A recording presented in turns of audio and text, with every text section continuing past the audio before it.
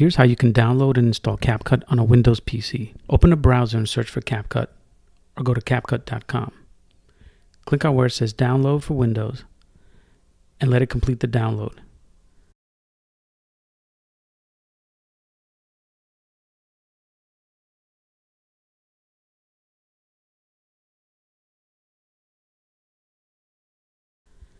Now run the installer. Click Agree, then click Install Now.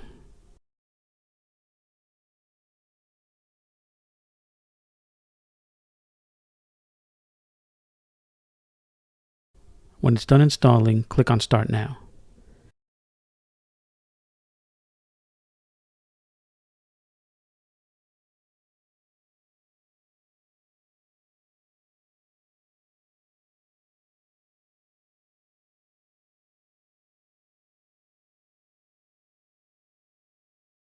Click Confirm and the app should bring you to the home screen. Click on Got It, and when you're ready to start using it, click on the big button on the top to start a new project. That's it for this one. Check out my other videos that show you how to use CapCut and its features.